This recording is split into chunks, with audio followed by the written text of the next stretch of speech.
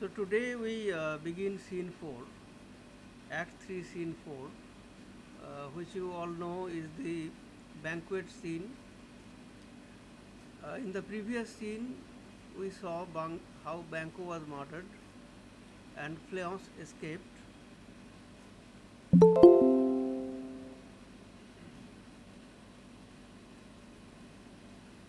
In this scene, Sir, yes, is this banquet scene important for our exam? yes, it is important. Okay, sir.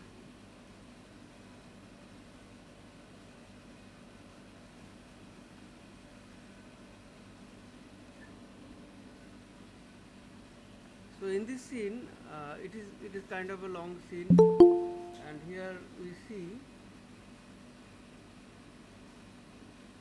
that as during the banquet, which is a which is supposed to be a scene of celebration, feasting, mirth, but it turns into a scene of disappointment, frustration, and also something more sinister because Macbeth appears to divulge a few facts as he behaves unnaturally, and thus kind of an admission of his guilt comes through the scene. It spoils the mirth of the scene, but this long drawn out scene in which Lady Macbeth tries to prevent people from getting any wrong impression very courageously. At the end of the scene, she is also exhausted, and Macbeth is extremely disturbed, to say the least. Therefore, this scene is of great importance for the play,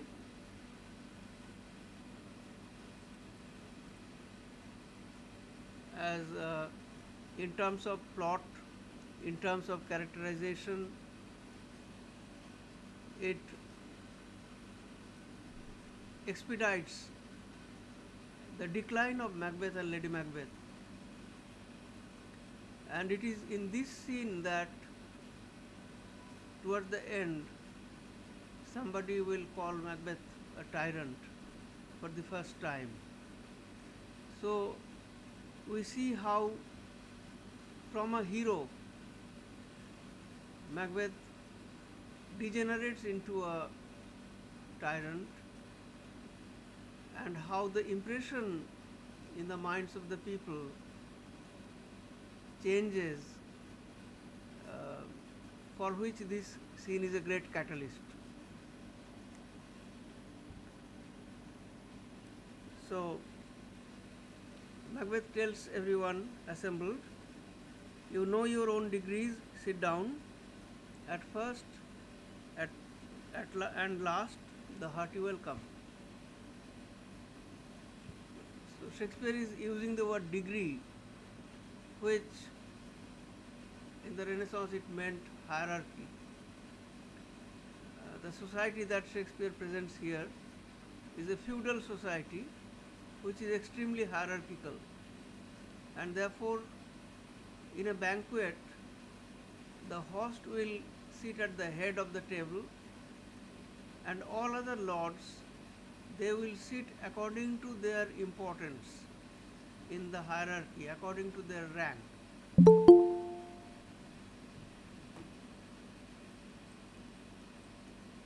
And this fact is so well known to everyone that Macbeth says that you know your ranks, you know your degrees, and therefore accordingly you sit.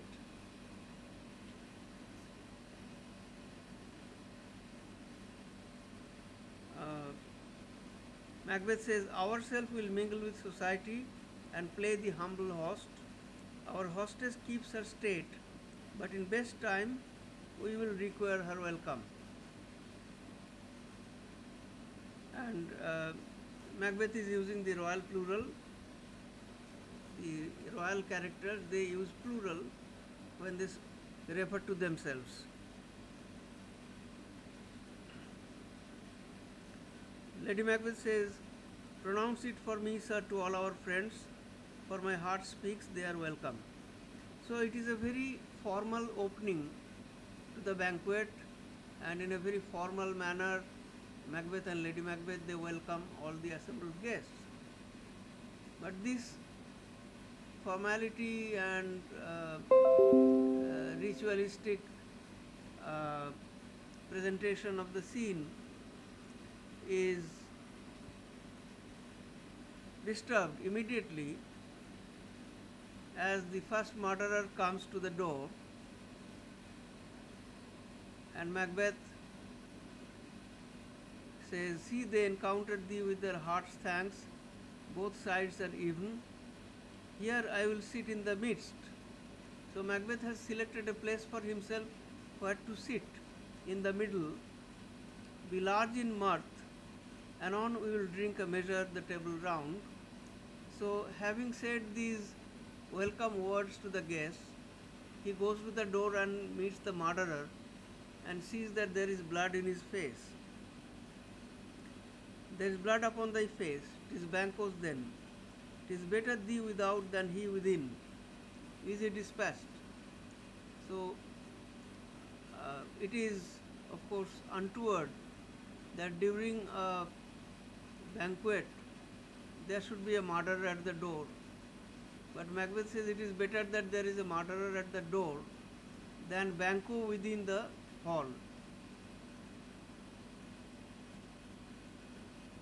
"My lord, his throat is cut, that I did for him. Thou art the best of the cut throats. Yet he is good that did the like for Fleance. If thou didst it, thou art the non-pareil." Non-pareil means incomparable. So if you have also killed Fleance, then you are incomparable.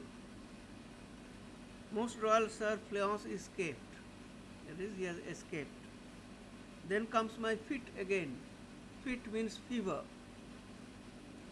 "I had else been perfect, whole as the marble, founded as the rock." So I told you that whole had the meaning of healthy. Founded as the rock, that is very stable and sure of things. "As broad and general as the casing air." As the air around us is broad and general, but now I am cabined, cribbed, confined, bound into saucy doubts and fears. But the moment I hear that Fleance has escaped, I feel I am cramped. I am assailed by all kinds of doubts and fears. Because if Fleance lives, then Banquo's progeny will live, and there is the chance that one day some of them will take the rule from Macbeth. "I, my good lord, but Banquo is safe. I, my good lord, safe in a ditch he bides, with 20 trenched gashes on his head, the least a death to nature." So there is no way that Banquo would be alive. We have stabbed him 20 times at least on his head. "Thanks for that, there the grown serpent lies. The worm that is fled hath nature that in time will venom breed, no teeth for the present." So the baby of a snake is called a worm. So Macbeth says, comparing Banquo and Fleance to snakes, that the grown serpent is dead and the worm, that is the baby snake, that is yet to grow its venom. So one day it will be dangerous, but right now there is no threat.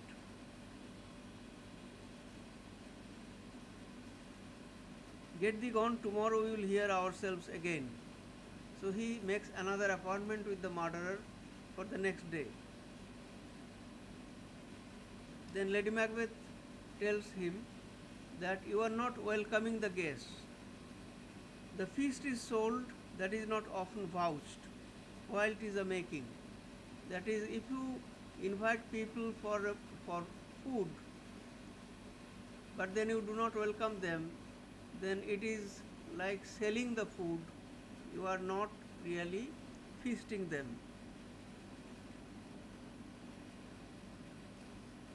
Sweet remembrancer. Now good digestion wait on appetite and health on both. May it please your highness sit. Here had we now our country's honour roofed, where the greatest person of our Banquo present. So he says that in order to, to be natural, that is, Banquo is not there. Banquo is the most important person after Macbeth. He is not there. He is the chief guest, and therefore Macbeth has to tell of Banquo that I wish that Banquo were present. But the moment he pronounces the name of Banquo, Banquo's ghost appears. The ghost of Banquo enters and sits in Macbeth's place. Who may I rather challenge for unkindness than pity for mischance? Unkindness because he did not come. His absence lays blame upon his promise. Please it your highness to grace us with your royal company. So Macbeth is not sitting, and unless he sits with them, he is not providing them with the company. The table is full. Here is a place reserved, sir. Where? Here, my good lord. What is it that moves your highness? Immediately looking at Banquo's ghost, Macbeth is horrified.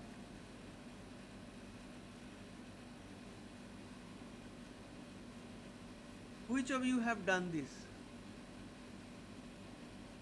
What, my good lord? Thou canst not say, I did it. That is, he is addressing Banquo and says that you cannot say that I killed you.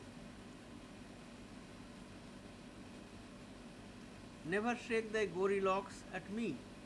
So Banquo's face and head all covered with blood. Ross says, Gentlemen, rise, his highness is not well. Sit, worthy friends, my lord is often thus, and hath been from his youth. Lady Macbeth tries to pass it off as a common problem with Macbeth, that sometimes he has such disturbed vision and tries to make it appear natural.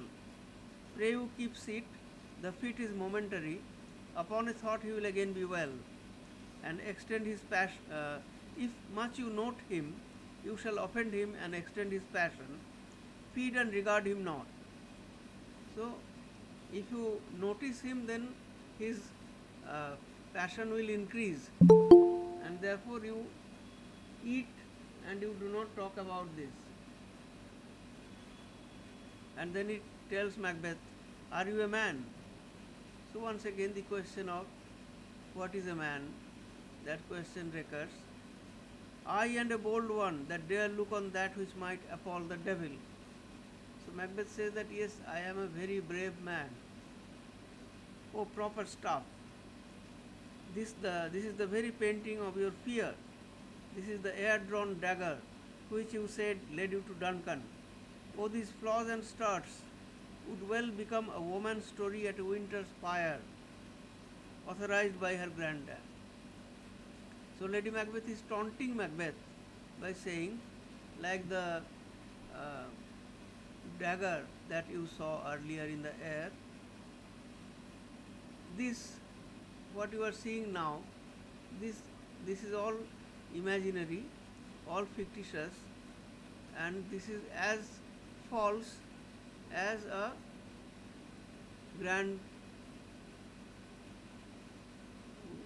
lady's or a grandmother's story, an old woman's tale. So it is as fictitious, as false as an old wife's tale. When all is done, you look but on a stool. Prithee, see there. Behold, look, lo, how say you? Macbeth once again looks at the face of Banquo's ghost. Why, what care I? If thou canst nod, speak too. Apparently the ghost is nodding his head, and Banquo says, then you can speak also. If charnel houses and our graves must send those that we bury back, our monument shall be the maws of kites. charnel houses where the bones are kept. So if the graves and the charnel houses, if they send back the dead people, then there is then there will be no meaning to the monuments, uh, and the ghost disappears. Lady Macbeth, what quite unmanned in folly? You see the emphasis on manhood and being unmanned. So as earlier Lady Macbeth wanted to be unsexed, and here she thinks that Macbeth has been unmanned, which means that there is a fluidity in gender, or the gender stereotyping does not hold. A man may turn into a woman as a woman may turn into a man. If I stand here, I saw him. Fie for shame. Blood has been shed ere now in the olden time, ere human statute purged the gentle wheel. So earlier people were barbaric and many murders used to take place till there was civilization and people became purged of this kind of behavior and aggression. Aye, and since 2 murders have been performed, too terrible for the year. So always in history there had been many terrible murders. The time has been that when the brains were out, the man would die and there an end. But now they rise again with 20 mortal murders on their crown and push us from our stools. This is more strange than such a murder is. So you see that the banquet scene and the appearance of Banquo's ghost, it may be explained as supernatural because many among Shakespeare's audiences believed in the supernatural. So they would believe in Banquo's ghost, but it can also be explained as a result of Macbeth's mental agitation. His mental frame of mind is so disturbed that he sees hallucinations. So it can be explained in that way also. Shakespeare does not commit. My worthy lord, your noble friends do lack you. I do forget. Do not muse at me, my most worthy friends. I have a strange infirmity which is nothing to those that know me. Now, taking cue from Lady Macbeth, Macbeth also explains his behavior by saying that I have this infirmity, this weakness from long before. Come, love and health to all, then I will sit down. Give me some wine, feel full. I drink to the general joy of the whole table and to our dear friend Banquo, whom we miss. Would he were here. Again he names Banquo, and again Banquo's ghost reappears. And when Macbeth sees it once again, he is horrified. Avaunt! Avaunt means go away. And quit my sight. Let the earth hide thee. Thy bones are marrowless, thy blood is cold. Thou hast no speculation in those eyes. That is, your eyes are dead, they are not living, which thou dost glare with. So obviously hearing this, the courtiers would suspect that Macbeth is seeing something or is talking about something related to some murder or some dead person. Think of these good peers, but as a thing of custom, it is no other, only it spoils the pleasure of the time. So Lady Macbeth tries to pass it off again as natural. What man dare, I dare. Approach thou like the rugged Russian bear, the armed rhinoceros, or the Hircan tiger. So again the question of manhood, and Macbeth is a very brave man, a brave soldier, and he says that whatever man dares, I dare. So I am not a coward, I am not afraid usually of things. I can fight with a Russian bear, with rhinoceros armed because it has uh, this horn, or the Hirkan tiger. Hirkan means Persian. So I can fight with any beast, take any shape but that, and my firm nerve shall never tremble. Or be alive again and dare me to the desert with thy sword. So I can fight a living man. So you come alive and I can fight with you, but I can't fight with a ghost. If trembling I inhabit, then protest me the baby of a girl. Hence horrible shadow, unreal mockery, hence. So we see that 3 times the ghost appears, and every time Macbeth is extremely agitated, disturbed, and he kinds of gives away the secret. He almost spills the secret. You have displaced the mirth, broke the good meeting with most admired disorder. Can such things be and overcome us like a summer's cloud, without our special wonder? So Macbeth is uh, very astonished that he is so much afraid by looking at Banquo's ghost, but Lady Macbeth is not. So Macbeth does not know that Lady Macbeth does not have the vision. It is only he who is seeing it. So he says, you make me strange even to the disposition that I owe, for now I think you can behold such sights and keep the natural ruby of your cheeks when mine is blanched with fear. Blanched means whitened. So my cheeks become white with fear, but you can keep your cheeks red. So Ross does not understand what is happening. What sights, my lord? I pray you speak not. He grows worse and worse. Question enrages him.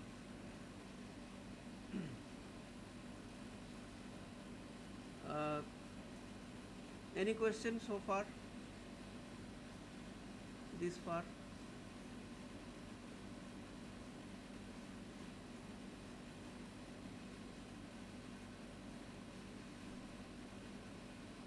Do you have any question this far?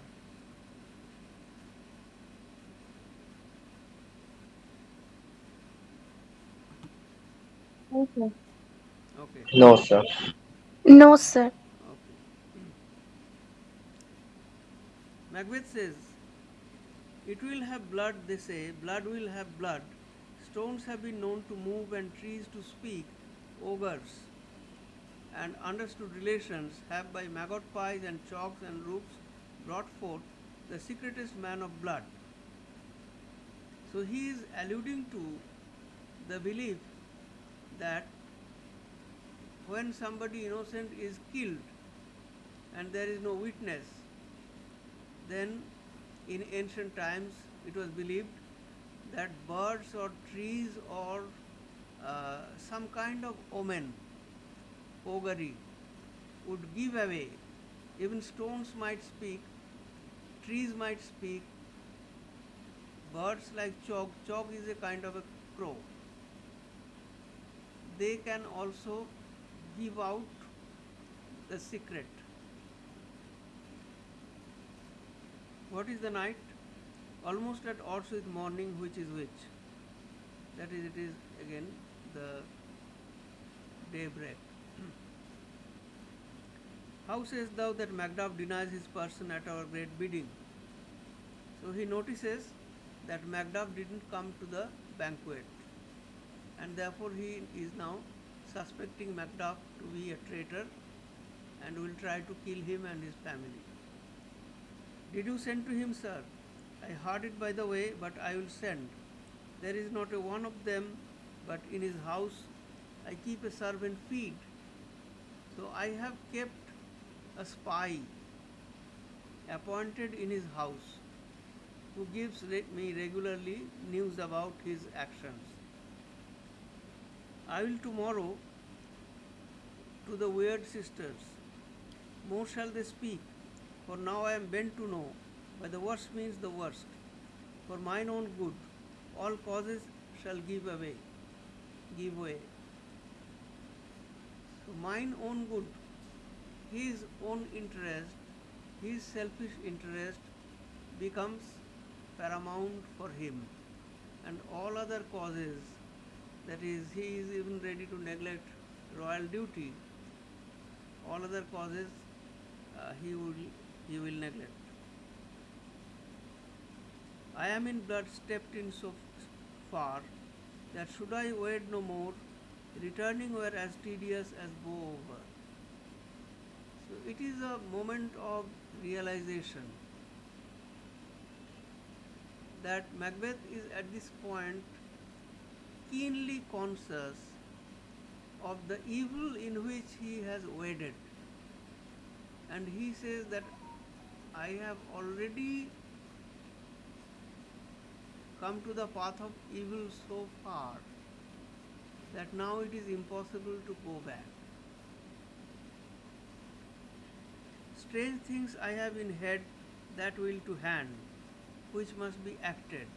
So I have some strange plans in my head which my hands must act out. So once again an image of fragmentation. Hand, heart, head, they are all parts of the body and they are supposed to be acting together. But in Macbeth's imagination, hand and head are separate.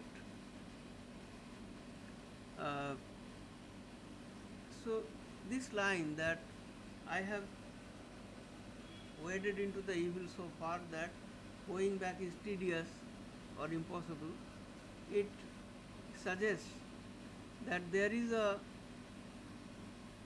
thin line or boundary of ethics which once you cross, you cannot return to the ethical path once again. Lady Macbeth thinks that Macbeth is overexhausted. You lack the season of all nature's sleep. Come, we will to sleep. My strange and self-abuse is the initiate fear that wants hard use. Initiate means novice. So I am afraid because I am a novice in crime. It wants, that is, it lacks hard use, that is practice. So the more I practice crime, the more I become a good criminal, an efficient criminal, and then I will not have this kind of fear and remorse. We are yet but young indeed. So in the deed of crime, we are yet young. That is, we still lack practice. So I have not committed enough crime to be a hardened criminal. So you see here that in Macbeth's speeches we always find some kind of self-analysis, and his keen awareness of the state of his spirituality, his spiritual status, how it is declining, how he is turning into more and more evil. And here he almost ironically says that I am not evil enough, I am not criminal enough, I need to be more hardened in this practice. Then the witches scene again, and this scene of Hecate, it is an interpolation, it is not written by Shakespeare, so we will omit it. Then scene 6, Lennox and another lord. Through their dialogues, we come to learn about what the subjects are thinking about Macbeth. And this is very important because Macbeth's degradation, his downfall, is also a public downfall, because Macbeth is a public hero. So he was previously a beloved of the people, a hero of the people, and now how he is becoming a villain, a tyrant, as perceived by the people. My former speeches have but hit your thoughts, which can interpret further. Only I say, things have been strangely bored. The gracious Duncan was pitied of Macbeth. Marry, he was dead. So, the use of the word gracious with Duncan. Earlier, Macbeth also used this word regarding Duncan. So, it is the dramatist's strategy to present Duncan as a saintly figure, so that his murder appears to be a very great sin.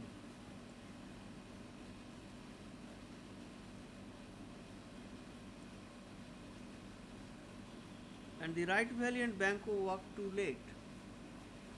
So, being gracious and one who was pitied of Macbeth, that is loved by Macbeth, he was dead.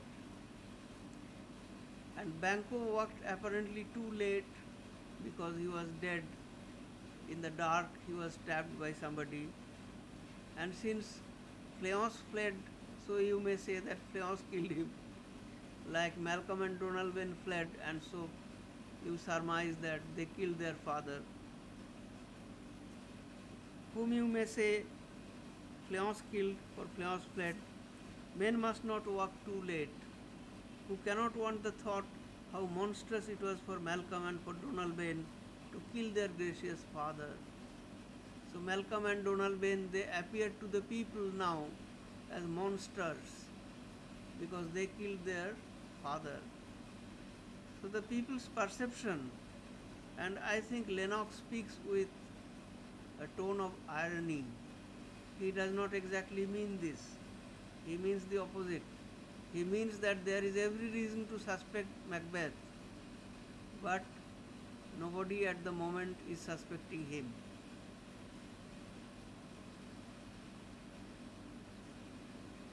Damned fact. How it did grieve Macbeth. Did he not straight in pious rage the two delinquents tear that were the slaves of drink and thralls of sleep? Was not that nobly done? You see, the question form is used, but these are not questions. So it is a rhetorical figure which is called interrogation or interrogatio. I write in the chat box.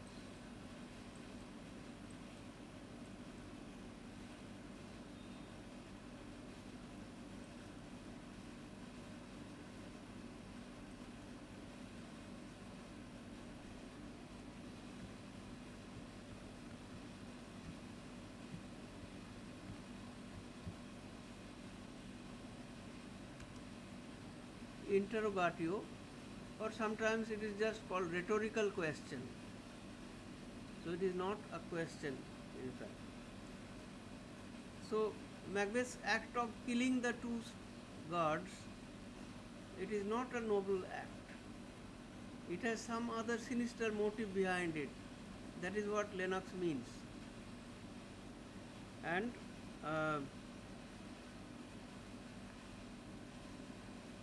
aye, and wisely too, for it would have angered any heart alive to hear the man deny it.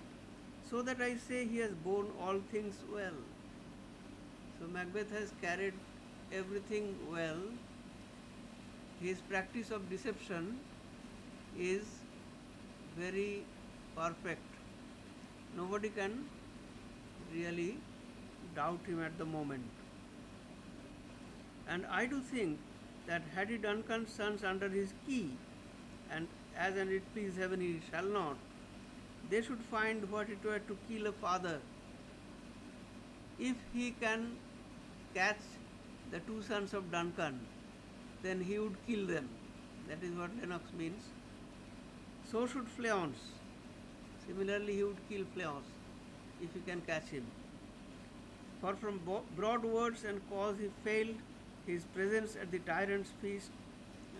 But I hear Macduff lives in disgrace. So this is the first time that Macbeth is referred to as a tyrant in Lennox's speech, because Macduff failed to appear at the banquet. So Macbeth now thinks of him as an enemy. That means he is in disgrace, means he does not have the grace of the king. Sir, can you tell where he bestows himself? That is, where is Macduff? Then the other lord says, the son of Duncan, from whom this tyrant holds the due of birth, lives in the English court. So now the other lord also freely refers to Macbeth as the tyrant. And this is the way that Shakespeare changes the perception of the audience as well as the perception of the reader. So by repeatedly using the word tyrant, suddenly Macbeth comes down in our eyes. He loses his status as a hero, he becomes a villain. So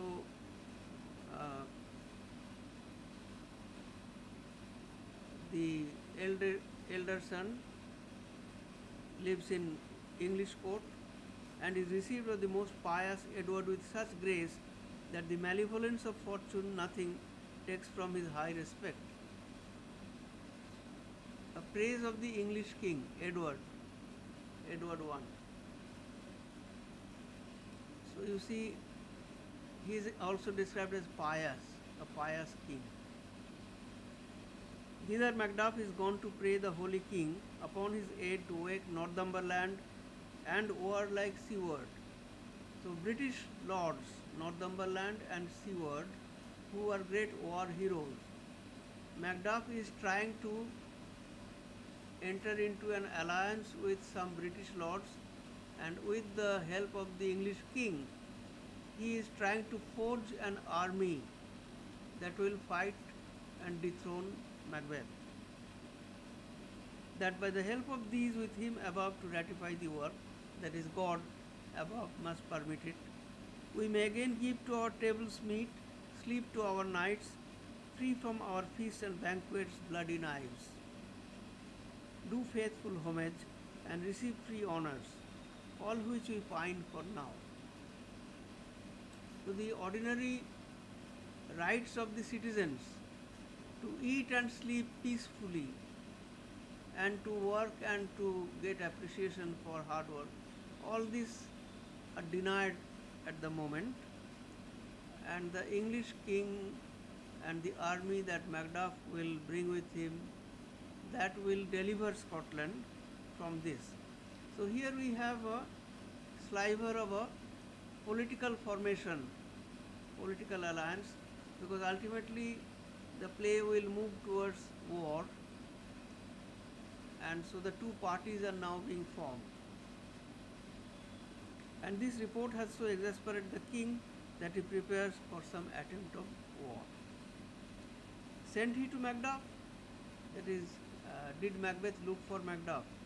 He did, and with an absolute "Sir, not I," the cloudy messenger turns me his back and hums as who should say, "You will rue the time that clocks me with this answer."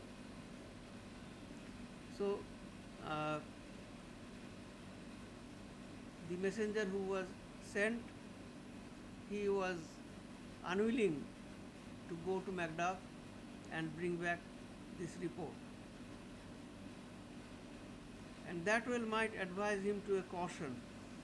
So, since Macbeth had sent a messenger and the messenger has returned with a negative reply from Macduff that he is not coming, so the messenger did not like it because Macbeth will not like this news and he will turn upon the messenger, he will be angry with the messenger. And that well might advise him to a caution. So Macduff should be cautious to hold what distance his wisdom can provide.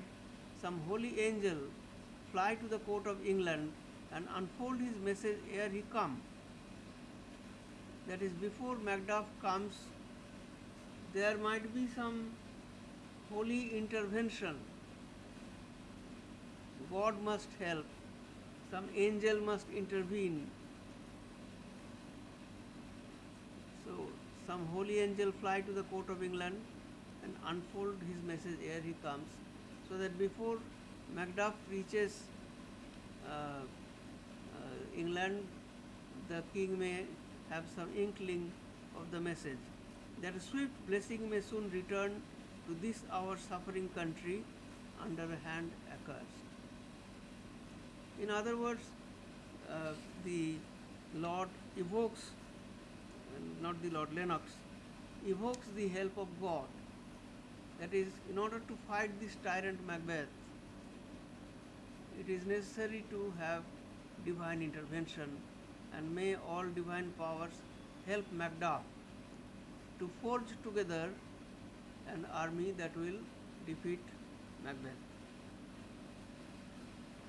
Thus we see that Act 3, much of Act 3 is dominated by the banquet scene, and then this act is actually about the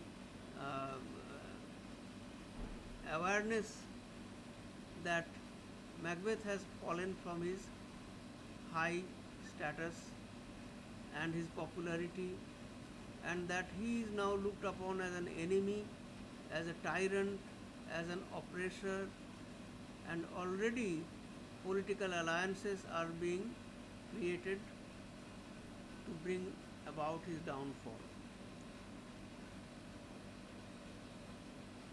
Any question?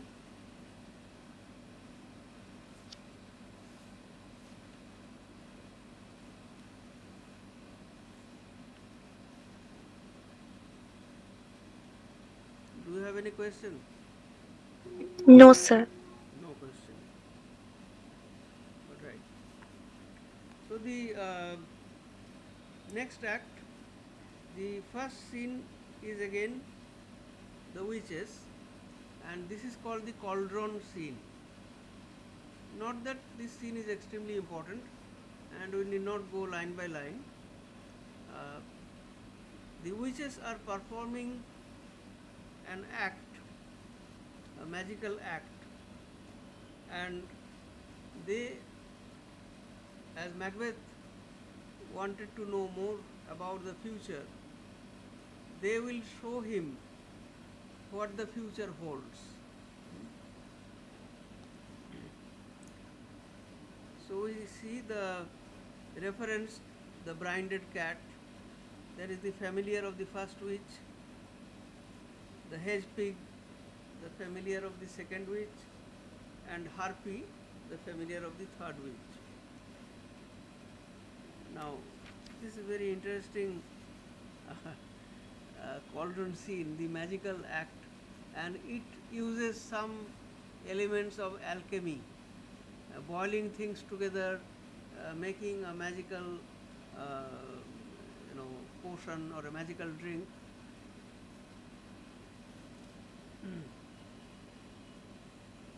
And after boiling, cooling it.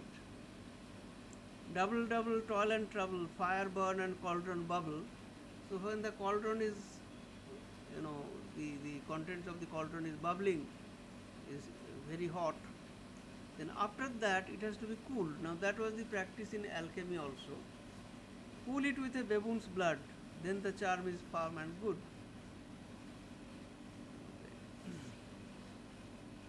Now Macbeth comes. How now, you secret black and midnight hags, what is it you do? A deed without a name. So an evil deed is a deed without a name. Just as Macbeth never names the deed of murdering Duncan. So Macbeth also committed a deed without a name. I conjure you by that which you profess, however you come to know it, answer me.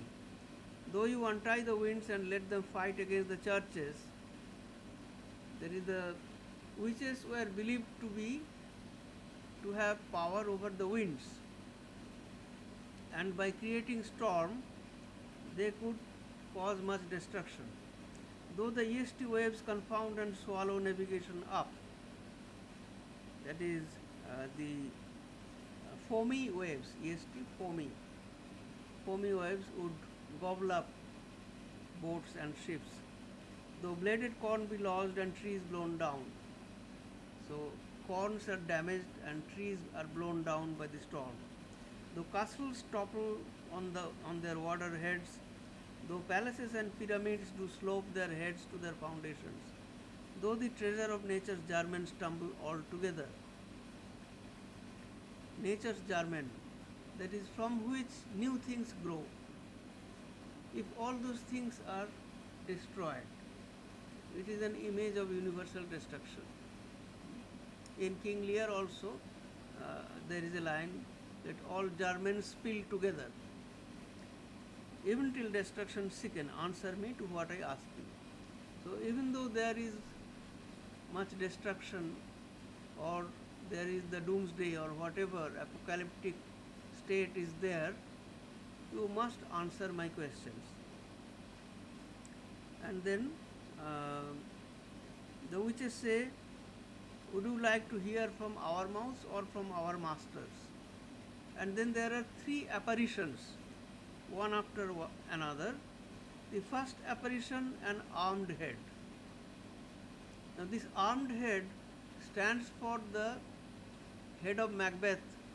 As it will be beheaded by Macduff, it will fall on the ground with a thud. The armed head. Macbeth asks him, tell me the unknown power. And the apparition says, Macbeth, Macbeth, Macbeth, beware Macduff, beware the Thane of Fife, dismiss me enough. So he only says that you beware of Macduff, further confirming Macbeth's suspicion about Macduff. So actually the witches do not provide any new knowledge. They only reassert or confirm all the fears and doubts that Macbeth already had in his mind. Then the second apparition is a bloody child. Now this bloody child stands for Macduff, because Macduff was ripped out from the uterus of his mother, so it is a bloody child, untimely ripped out. And he says, be bloody, bold and resolute, laugh to scorn the power of man, for none of woman born shall harm Macbeth. So this gives Macbeth a lot of courage, because there is no man who is not born of a woman. But the powers, or these evil powers and the witches, they equivocate, they speak in ambiguous language. So later we will see that Macduff says that I was born of no woman because I was untimely taken out. Then leave Macduff, what need I fear of thee, but yet I will make assurance double sure, and take a bond of pain. Thou shalt not live, that I may tell pale-hearted fear it lies, and sleep in spite of thunder. So he takes the decision that he must kill Macduff, because Macduff is a threat. Third apparition, a child crowned with a tree in his hand. So this is the apparition that stands for Banquo's progeny, or a tree with a hand, a tree in his hand, and it looks like a king. So Macbeth says, what is this that rises like the issue of a king, and wears upon his baby brow the round and top of sovereignty? So the baby is wearing a crown. Listen. And the apparition says, be lion mettled, proud and take no care, who shapes, who frets, or where conspirers are. Take no care. So be careless, even if there is conspiracy against you. Macbeth shall never vanquished be, until great Birnam wood to hide unseen on hill shall come against him. So Macbeth will never be defeated till the forest, Birnam wood, comes to the hill. So it gives Macbeth false belief, false faith that he will never be defeated because such things will never happen.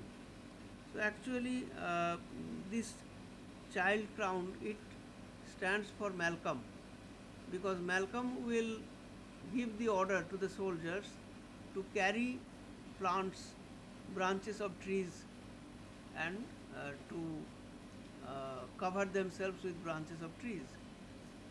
So Malcolm will be the king after Macbeth. That will never be. Who can impress the forest, beat the tree, unfix his earthbound roof? Sweet bodements, good, rebellious dead, rise never till the wood of Birnam rise. And our high placed Macbeth shall leave the lease of nature, pay his breath to the time and mortal custom. The Renaissance believed that our life is borrowed from universal life. So it is a debt that we pay by our death. And Macbeth here says uh, that he will leave the lease of nature, he will not be untimely killed.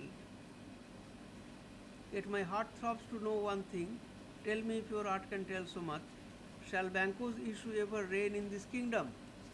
So the last question, whether Banquo's progeny will be future kings, and then the witches, they show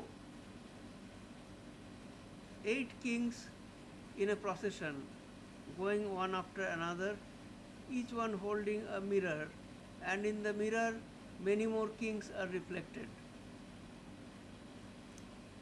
And looking at the king walking in the procession, Macbeth recognizes that he looks like Banquo.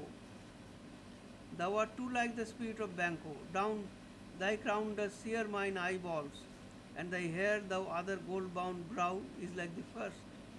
A third is like the former. Fill the hags. Why do you show me this? A fourth, start eyes. What will the line stretch out to the crack of doom? Another yet, a seventh, I will see no more. And yet the eighth appears, who bears a glass, which shows me many more. And some I see that twofold balls and treble sceptres carry. So, the twofold balls, they refer to the double coronation of James I in Scotland and in England. And the treble sceptres, they refer to the 3 domains of England, Scotland and Ireland, to which the English king was the sovereign over them.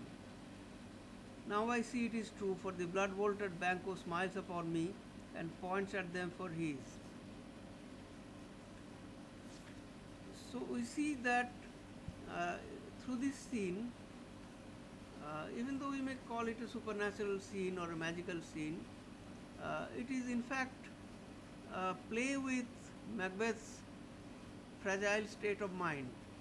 Macbeth's desire to believe that he is invincible, that desire is satisfied by the prophecies or the statements of the 3 apparitions, which indicate that it is almost impossible to defeat Macbeth. But also Macbeth's fear that Banquo's sons will rule in the future, that fear is also confirmed by the show of 8 kings, and therefore Macbeth does not gain any new knowledge, but the purpose of the scene is to create a magic impression, a very powerful impression upon the mind of the audience, who was superstitious mostly, and to suggest that how Macbeth was made to falsely believe in his victory over his enemies. Right. So I'll stop here. Do you have any questions? Sir, Yes. Macduff was untimely ripped of his mother's womb. Yes. Is Shakespeare here referring to a very early version of something like we call the premature delivery or caesarean delivery? Yes, probably. probably some kind of operation by which before the delivery time the baby is taken out from the womb. So it could be some earlier version of cesarean operation. Yes. Okay, sir. Thank you. Any other question? But the important thing is that Shakespeare is aware of the various medical, experimentations. A lot of discussion on sleep here, as I already told you, that it was the boundary of knowledge at that time. People did not know much about sleep, so some scientific treatises were written, of which Shakespeare was aware. So he was interested in the utmost boundaries of the scientific knowledge of his time. Any other question?